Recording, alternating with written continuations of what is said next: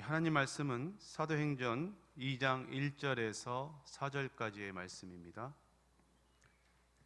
사도행전 2장 1절에서 4절, 제가 가진 성경, 신약성경 188페이지 정도 되겠습니다.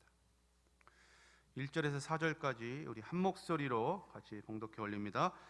오순절 날이 이미 이르매 그들이 다 같이 한 곳에 모였더니 호련히 하늘로부터 급하고 강한 바람 같은 소리가 있어 그들이 앉은 온 집에 가득하며 마치 불의 혀처럼 갈라지는 것들이 그들에게 보여 각 사람 위에 하나씩 임하여 있더니 그들이 다 성령의 충만함을 받고 성령이 말하게 하심을 따라 다른 언어들로 말하기를 시작하니라.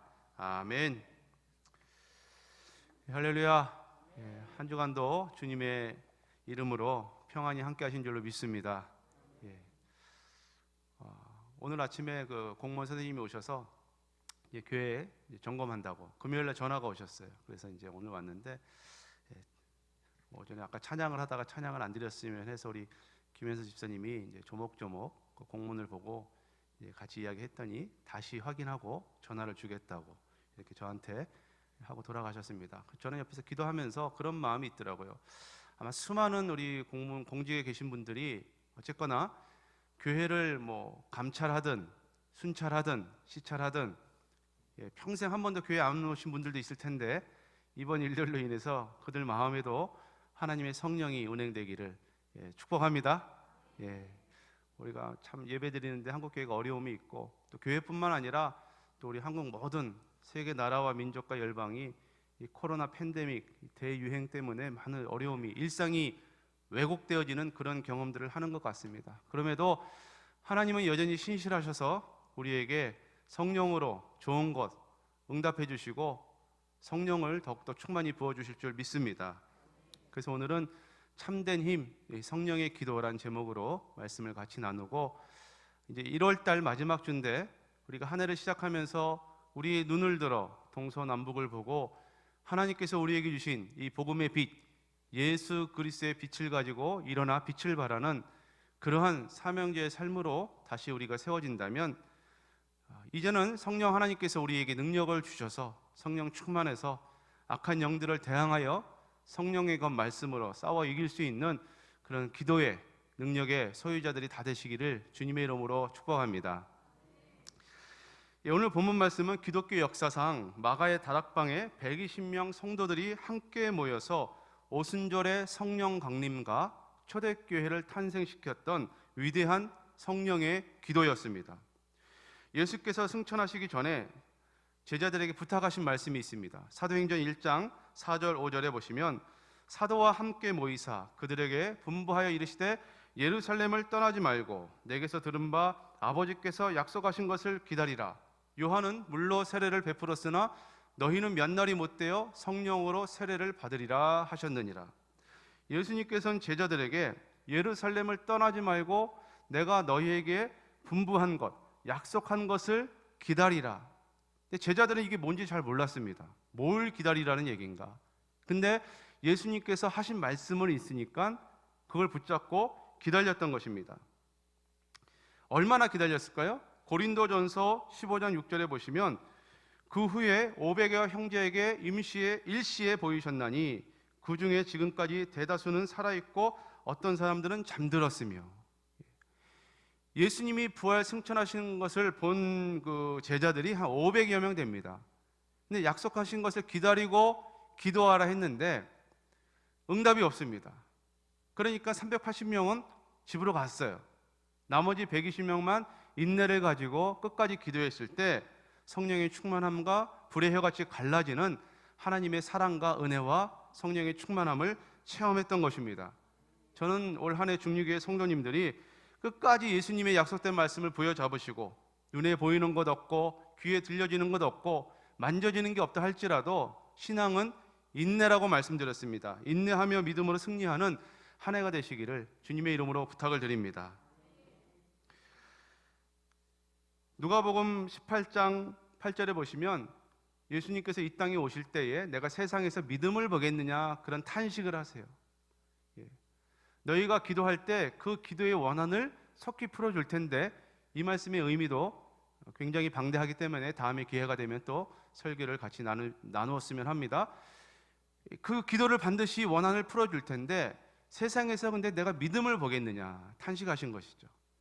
저와 여러분들은 예수님 앞에, 하나님 앞에 인내로서 우리의 작은 믿음, 겨자씨알 만한 믿음을 남길 수 있기를 주님의 이름으로 축복합니다.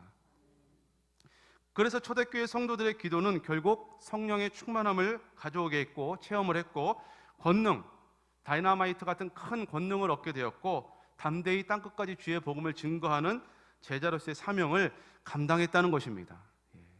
이것이 성령의 체험 이후에 오순절 마가의 다락방에 120명의 남은 성도들이 누렸던 기도의 은혜와 축복이었습니다. 여기서 한 가지 더 생각하고 본문 말씀을 살펴보기를 원합니다. 기도란 무엇인가?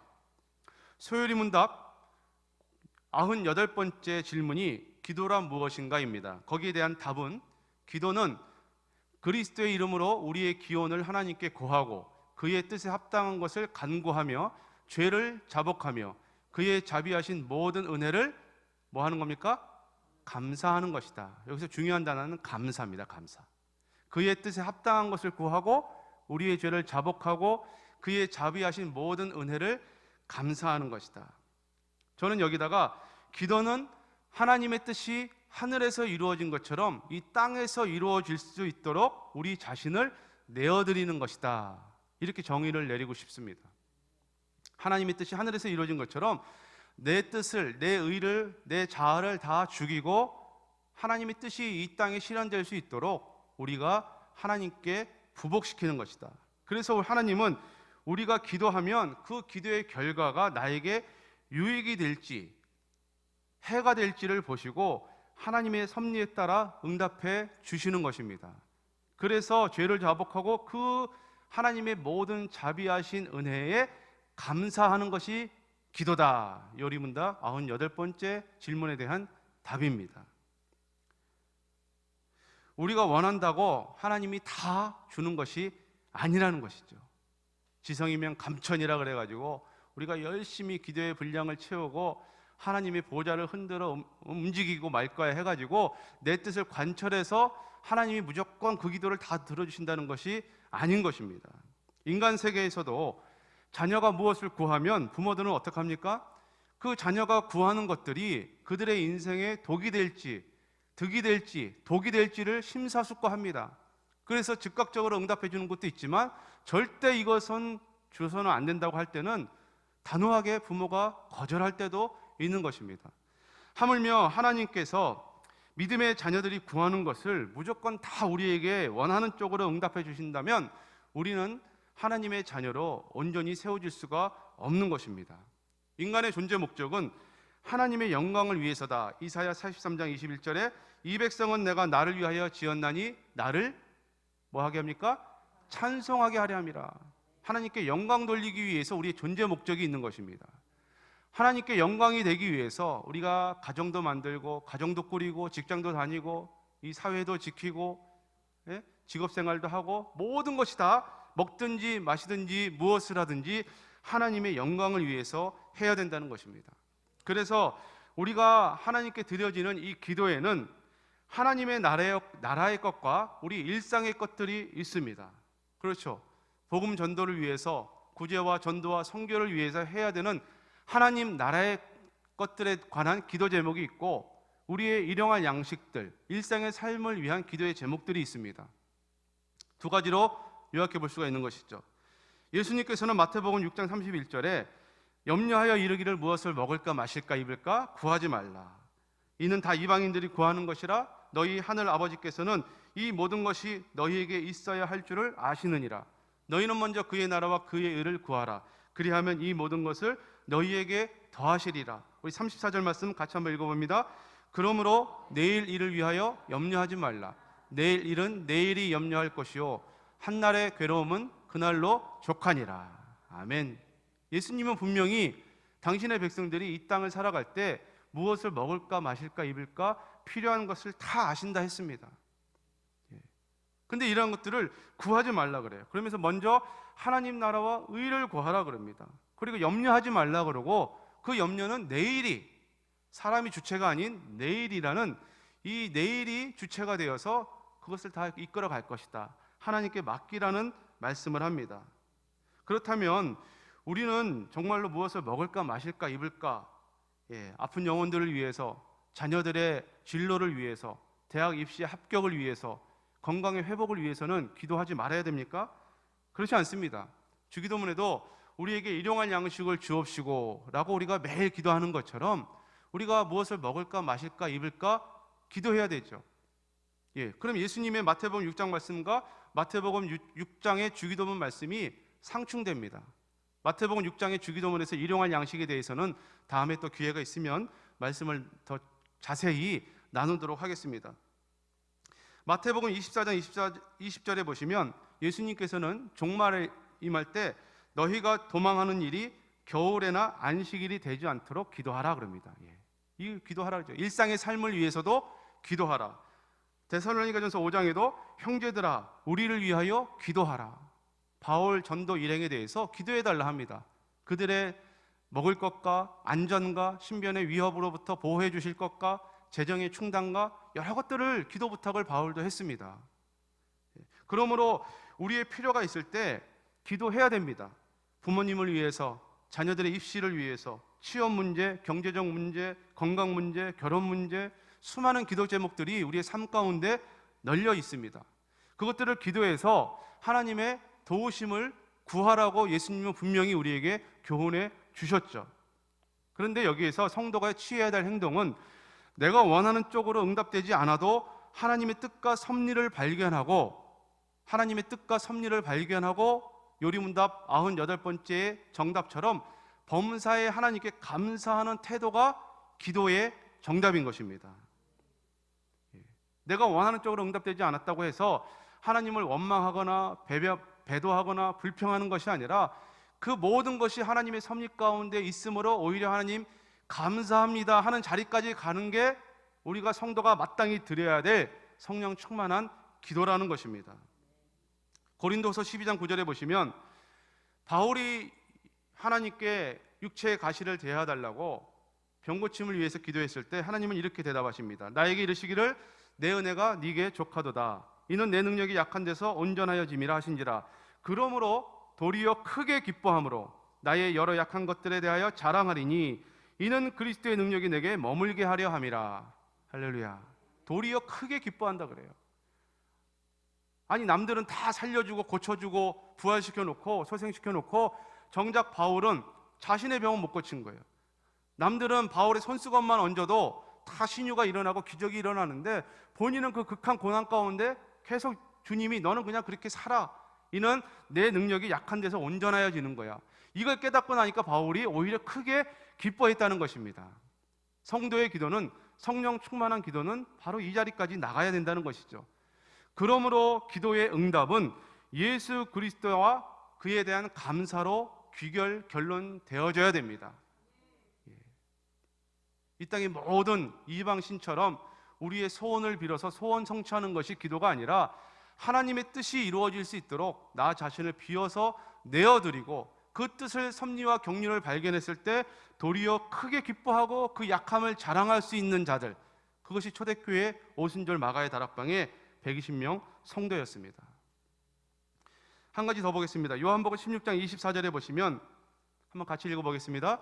지금까지는 너희가 내 이름으로 아무것도 구하지 아니하였으나 구하라 그리하면 받으리니 너희 기쁨이 충만하리라. 아멘. 이 말씀이 무슨 말씀일까요? 예수님께서 제자들에게 지금까지는 너희가 내 이름으로 아무것도 구하지 아니했다 그랬어요. 세상의 것을 구하지 아니했다는 것입니다. 그렇지만 이제는 구하라 그리하면 받으리니, 이것은 예수 그리스도의 복음의 비밀을 위해서 전하기 위해서 하나님께 구하라는 것입니다. 전도의 문이 열려지고 선교의 문이 열려지고 공산권에 복음이 들어가지 못하는 그 철의 장막이 열려질 수 있도록 하나님 도와주시옵소서. 그걸 구하라는 것이죠. 성도가 하나님께 마땅히 구해야 될 것은 그러므로 이 세상의 것들만을 위해서 구하는 것이 아니라 하나님 나라와 의를 위해서, 성령의 충만함을 위해서 기도해야 된다는 것입니다. 이것이 성도가 기도해야 되는 자세와 태도인 것입니다. 갈라디아 5장 22절 말씀에 성령의 열매는 사랑과 희락과 화평과 오래 참음과 자비와 양선과 충성과 온유와 절제니 이 같은 것을 금지할 법이 없느니라. 그리스도 예수의 사람들은 육체와 함께 그 정욕과 탐심을 십자가에 못 박았느니라. 만일 우리가 성령으로 살면 또한 성령으로 행할지니 헛된 영광을 구하여 서로 노엽게 하거나 서로 투기하지 말지니라. 이것이 기도하는 자의 성령의 열매인 것입니다. 헛된 영광을 구하고 서로 노엽게 하고 서로 투기하고 그렇게 하면 안 된다는 것이죠. 성령으로 살면 반드시 성령으로 행해야 되는데 그것은 우리의 정욕과 탐심을 십자가에 못 박으라는 것입니다. 그것은 나의 자아와 나의 자존감을 다 십자가에 죽이라는 얘기죠. 그러할 때 진정 성령이 내 안에서 운동되어지고 역사되어지고 성령의 충만함으로 임재할 줄로 믿는 것입니다. 초대교회 성도들은 이 하나님의 진리를, 예수님의 말씀을 깨닫게 되었습니다. 이런 의미에서 초대교회 성도들의 기도는 예수 그리스도가 중심이 되는 기도였다라는 것입니다. 사도행전 1장 4절 5절 말씀해 보시면 아까도 말씀을 읽었지만 사도와 함께 모이사 그들에게 분부하여 이르시되 예루살렘을 떠나지 말라 합니다. 그리고 약속하신 것을 기다리라고 말합니다. 요한은 물로 세례를 주었지만 몇 날이 못 되어 성령으로 세례를 받을 것이다. 주님께서 약속해 주셨습니다. 500명의 성도들 중에 380명은 돌아가고 120명이 남아서 마가의 다락방에서 뭔지는 모르지만 약속하신 말씀을 굳세게 믿고 굳게 붙잡고 이 믿음 더 굳세라 서로 격려하면서 그렇게 기도했을 것입니다. 이 특별하신 예수님의 약속의 말씀에 순종했을 때에 성령의 세례와 더불어 하나님의 큰 축복인 초대교회가 탄생하게 됩니다. 예수님께서는 교회를 세우시기 위해서 제자들에게 예루살렘을 떠나지 말고 약속하신 것을 받기까지 기다리라 부탁하셨습니다. 이것이 성도의 인내의 믿음인 것입니다. 교회를 설립하시려고 계획한 하나님의 섭리 가운데 있는 이 목적은 예수님의 십자가와 부활을 통해서 이루어 놓으신 구원의 길인 것입니다. 사도들과 제자들은 예수 그리스도의 말씀에 따라 약속하신 성령을 끝까지 기다렸습니다. 저는 상상해 보았습니다. 만약에 그 초대교회 당시에 즉각적으로 성령이 임재하지 않고 2000년이 지난 지금까지 기도하고 있다면 한번 가정해 보십시오.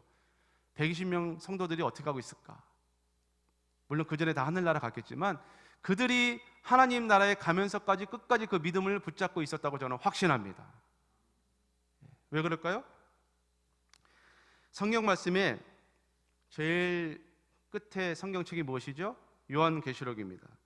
요한계시록 22장 20절 끝절에 보시면 이것들을 증언하신 이가 이르시되 내가 진실로 속히 오리니 하시거늘 아멘 주 예수여 오시옵소서. 그래서 초대교회 성도들의 인사는 항상 마라나타 마라나타였어요. 우리 한번 해볼까요? 앞뒤 좌우로? 안 되겠습니다. 마스크 쓰고 있기 때문에 속으로 하십시오. 마라나타. 이 마라나타의 뜻이 주 예수여 속히 오시옵소서. 이게 초대교회 성도의 인사였어요. 왜요? 너무 극한 고난과 환난과 핍박이 있으니까 빨리 천국 가고 싶다는 것이죠. 주 예수님 빨리 오신다고 했으니까 빨리 와주십시오. 이것이 초대교회 성도들의 기도였는데 2000년이 지난 지금까지 아직 안 오셨어요. 모르겠습니다. 3000년이 될지 1000년의 배가 돼서 4000년이 될지 모르겠습니다. 중요한 것은 2000년이 지난 지금도 저와 여러분들은 예수님의 재림을 믿고 있는 줄로 믿습니다. 그것이 성도의 신앙인 거예요. 초대교회 성도들은 약속하신 성령을 예루살렘을 떠나지 말고 기다리라는 그 주님의 말씀을 미련하리만큼 굳게 붙잡고 지키고 있었다는 것입니다. 저는 우리 중리교회 성도님들의 기도도 그렇게 되시기를 주님의 이름으로 축복합니다. 당장 눈에 보이는 것 없고 만져지는 거 없다 할지라도 말씀이 있잖아요. 이 말씀이 우리에게 얼마나 위로가 됩니까? 힘이 됩니까? 이 말씀을 붙잡고 무시로 성령 안에서 골방에서 합심해서 직장에서 가정에서 사회에서 설거지하면서 어디서든지 우리는 주님과 동행하고 기도할 수가 있는 것입니다. 그럴 때 주님께서 약속하신 성령을 올 한 해 다 풍성히 주실 줄로 믿습니다. 두 번째로 초대교회가 했던 이 성령 충만함의 기도는 마음을 같이 하는 기도였어요. 사도행전 1장 14절 말씀해 보시면 한번 우리 같이 읽어보겠습니다. 여자들과 예수의 어머니 마리아와 예수의 아우들과 더불어 마음을 같이하여 오로지 기도에 힘쓰더라. 아멘. 이 120명 성도들이 예수의 어머니 마리아와 여성도들과 그 예수의 동생들과 마음을 같이해서 전혀 기도에 힘썼다는 것입니다. 이러한 영적인 모임은 위대한 힘을 격발할 수 있는 큰 권능이 됩니다. 두나미스, 다이너마이트. 오직 성령이 너희에게 임하시면 너희가 권능을 받는다 그래요. 그런 권능이 마음을 같이하고 합심하여 기도할 때 임하게 되는 것입니다. 이 합심하여 하는 기도는, 마음을 같이 하는 기도는 하나님의 뜻을 이루는 기도였어요. 하나님을 향하여 순수하고 진실한 열정을 가진 기도로서 이 기도와의 힘이 모아져서 하나님의 뜻이 예루살렘과 온 유대와 사마리아까지 복음을 증거할 수 있는, 이제 사람들 앞에 복음을 부끄러워하고 예수를 부인한 연약한 베드로의 모습이 아니라, 제자들의 모습이 아니라 담대히 죽음을, 순교를 각오하면서까지 복음을 증거하는 하나님의 권능의 종으로 세워졌다는 것입니다. 할렐루야. 이것이 마음을 같이 하는 기도예요. 그래서 이 코로나 팬데믹 사태 때 정말 우리가 해야 될 것이 전혀 모이기를 힘쓰고 마음을 같이하여 하나님께 구하는 것이 절대적으로 필요하다고 저는 처절히 요즘에 통감합니다. 이런 전무후무한 한국 교회사, 세계 교회사 이후에 전후로 이러한 일이 없는 상황을 겪으면서 정말 성도들의 믿음이 많이 흔들리겠구나. 그나마 교회에 적을 두었던, 이름만 있었던 성도들이 이 코로나 사태를 핑계로 해서 마음이 하나 되지 못하고 다 흔들리겠구나. 이러한 염려가 사실 있습니다. 사단마귀는 끊임없이 그렇게 믿음의 성도들을 할 수만 있으면 우는 사자와 같이 삼키기 위해서 밀가부르듯이 우리 교회를 흔드는 것이죠.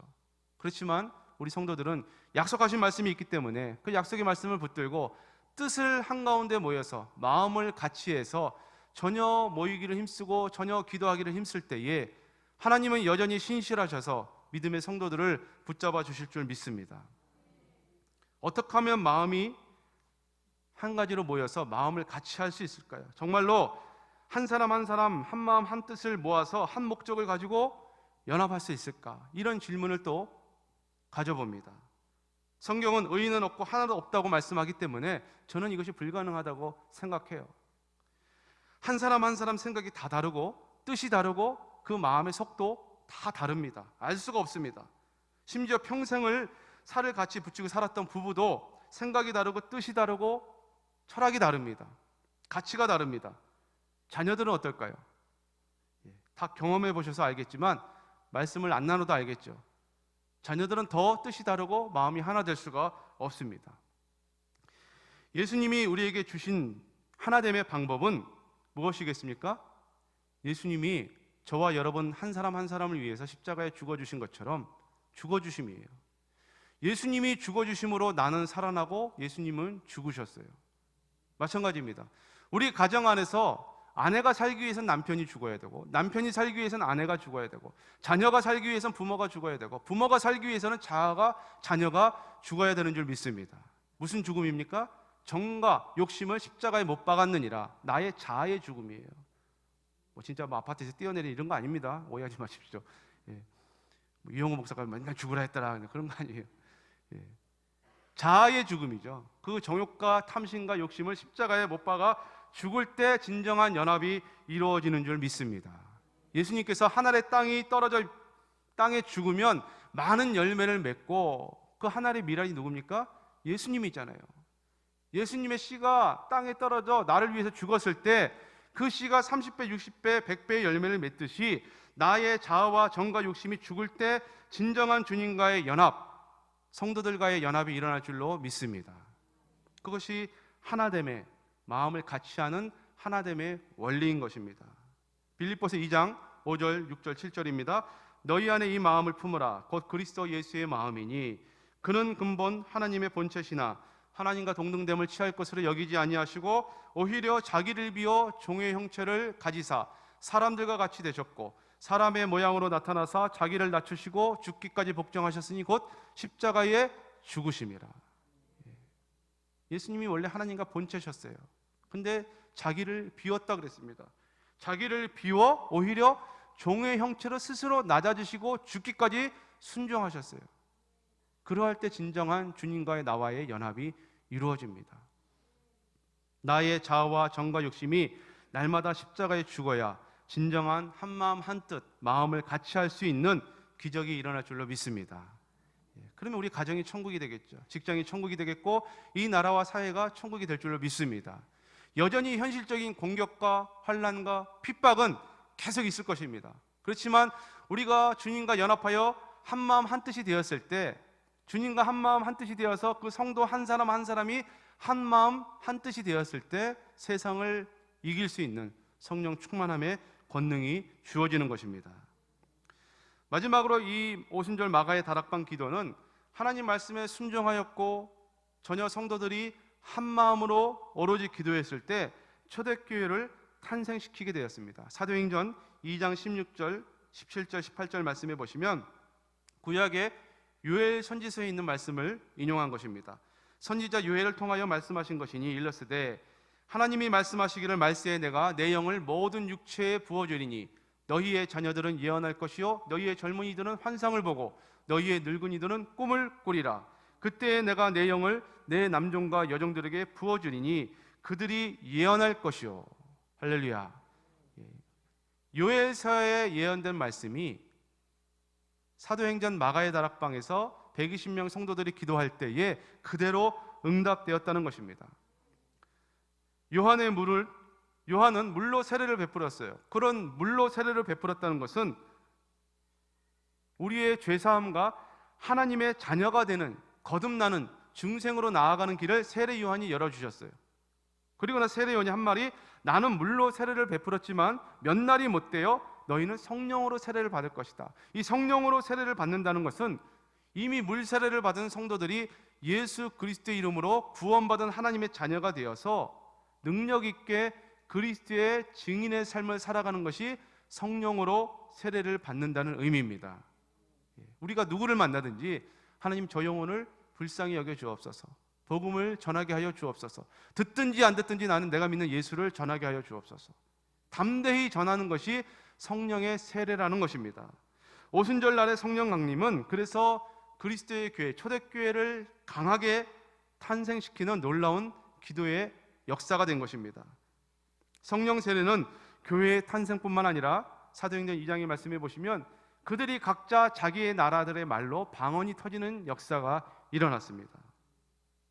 전도는 성령 세례를 받은 외적인 표현이라면, 그리스도가 교회에 위임한 사명이라면, 이 성령 세례의 체험은 구원으로 인도하는 사명을 가지고 나아가는 성도의 마땅한 기도의 자세인 것입니다. 성령 충만한 기도는 이 사명감을 가지고 복음을 끝까지 전해야 되는 성도의 마땅한 자세라는 것입니다. 그래서 예수님께서 교회를 설립한 목적이 여기에 있는 것이고 마가의 다락방 120명 성도들에게 성령 체험한 충만한 기도를 허락하신 것입니다. 구약의 요엘 선지자의 예언이 바로 오순절 마가의 다락방 기도의 현장에 나타났던 것입니다.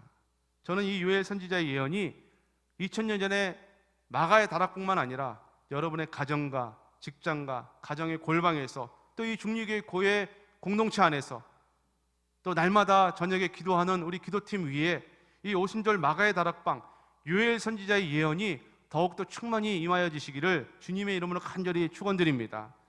성령의 충만함을 받을 수 있잖아요.